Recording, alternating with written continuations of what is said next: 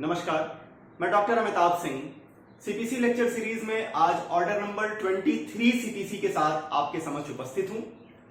Order 23 एक specific situation की बात करता है कि प्लांटिफ ने अपना मुकदमा फाइल कर दिया है।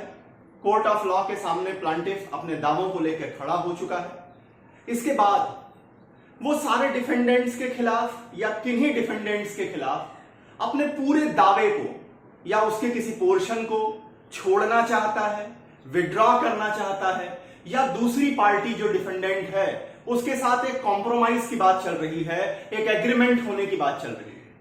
तो किन बातों का ध्यान देना चाहिए और अगर ये अबेंडमेंट, अगर ये रिलिंक्विशमेंट, अगर ये कॉम्प्रोमाइज और ये विड्रॉ कोर्ट की परमिशन के बिना अगर किए जाएंगे तो उसके क्या परिणाम होंगे, और अगर कोर्ट परमिट करेगी तो स्थितियां क्या बदलेंगी, इन सारी बातों को ऑर्डर 23 डिस्कस करता है।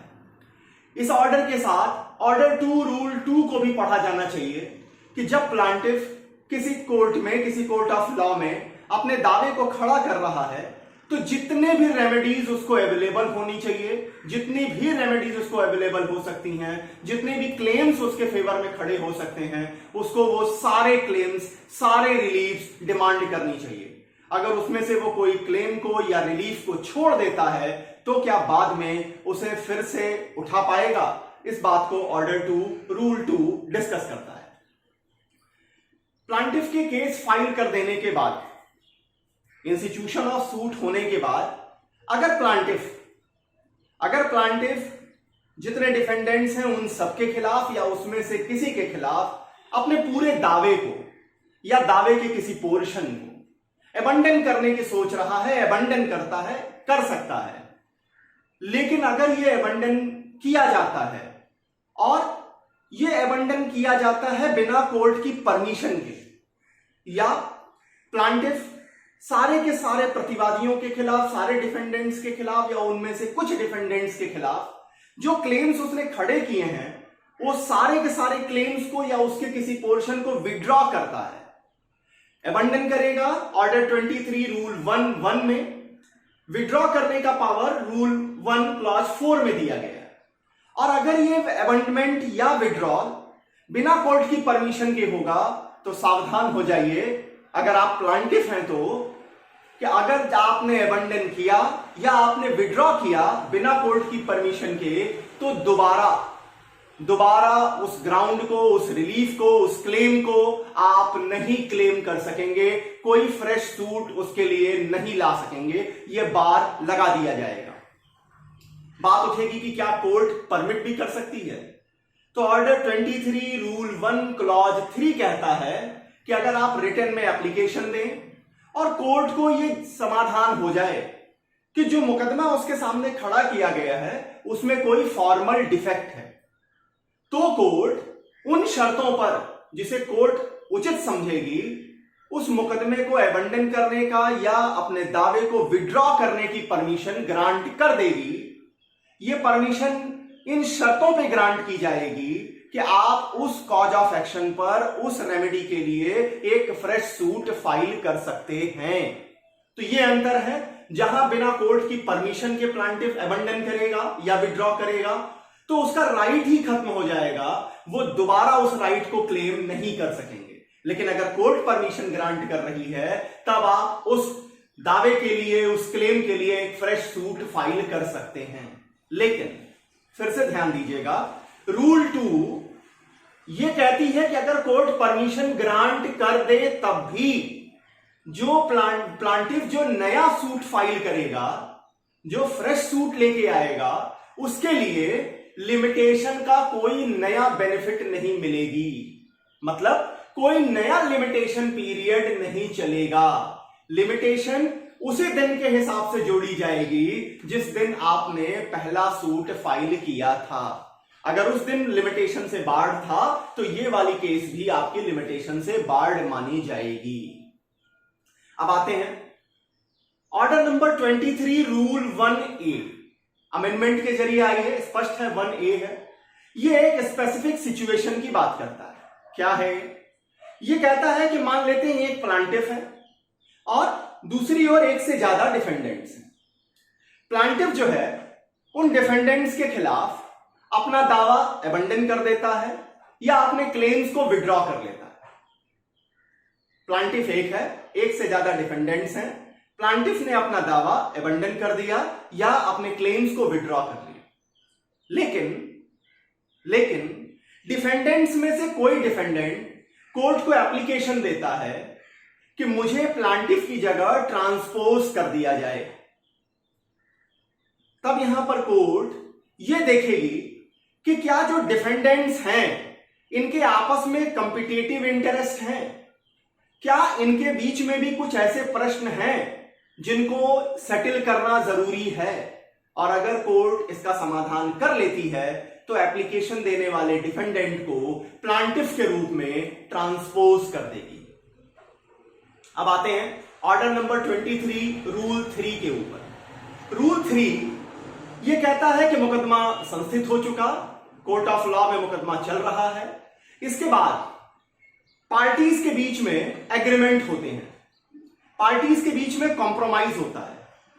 डिफेंडेंट जो है वो प्लांटिफ को सेटिस्फाई करता है पूरी तरह से या कुछ उसके पोर्शन को सेटिस्फाई कर देता है, तो कोर्ट का रोल क्या होगा?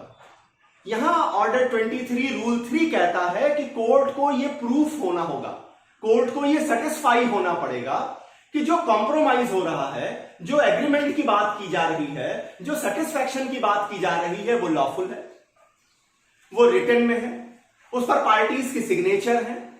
अगर कोर्ट इतना समाधान कर लेती है तो कोर्ट उस एग्रीमेंट को, उस कॉम्प्रोमाइज को, उस सेटिस्फैक्शन को रिकॉर्ड करेगी।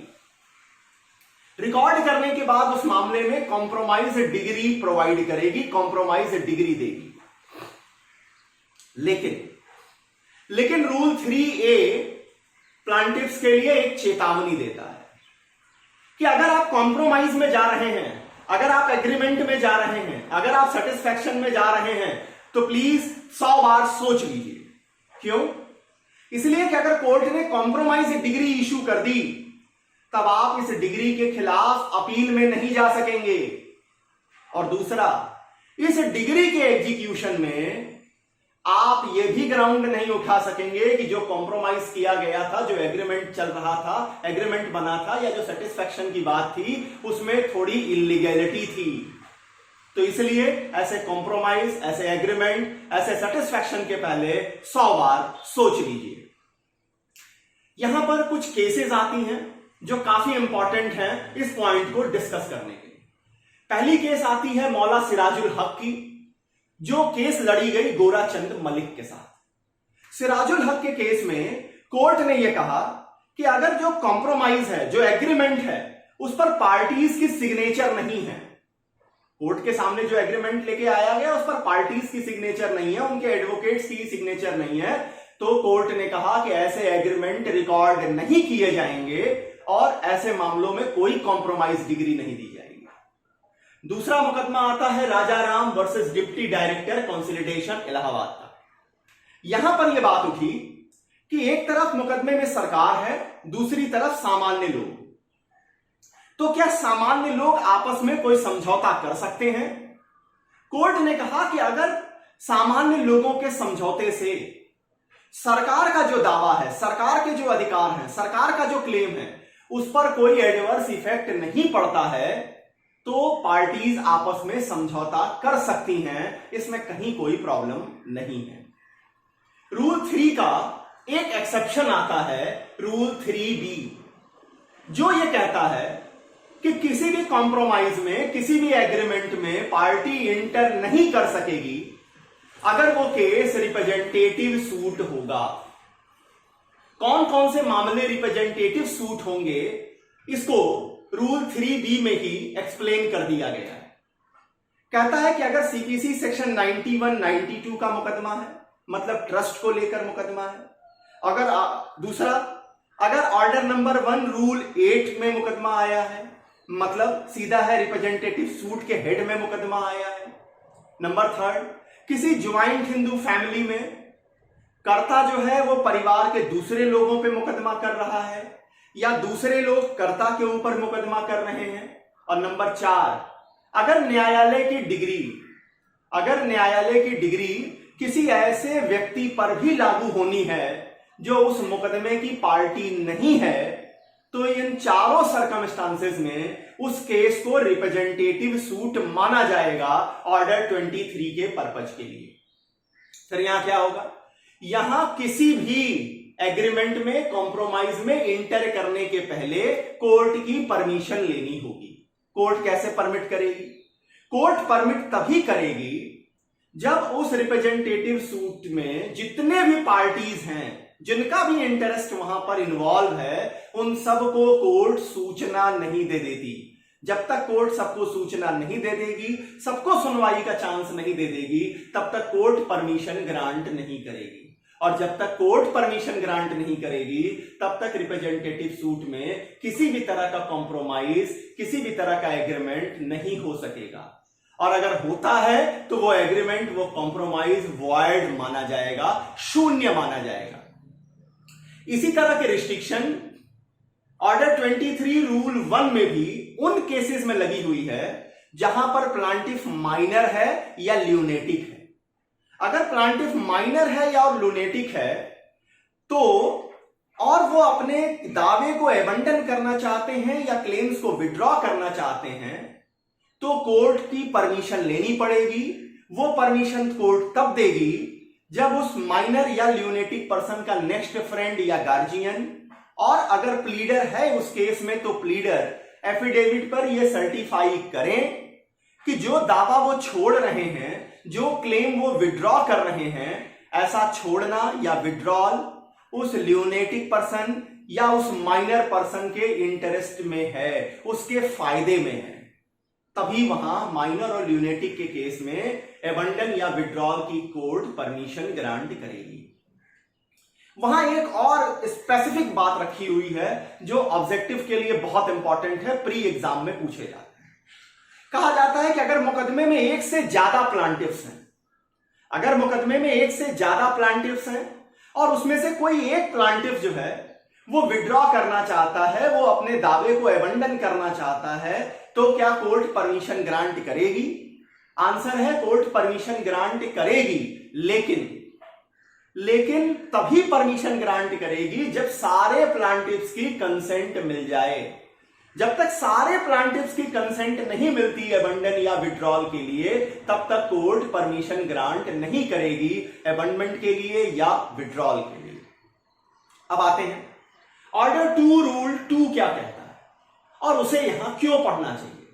ऑर्डर 2 रूल 2 कहता है कि प्लांटिफ जब कोर्ट ऑफ लॉ के सामने अपना दावा खड़ा करे तो इस बात का हमेशा ध्यान रखे कि जितने क्लेम्स उसके फेवर में खड़े हो रहे हैं, जितने रिलीफ्स उसके फेवर में अवेलेबल हो रहे हैं, वो सारे क्लेम्स, वो सारे रिलीफ डिमांड करे।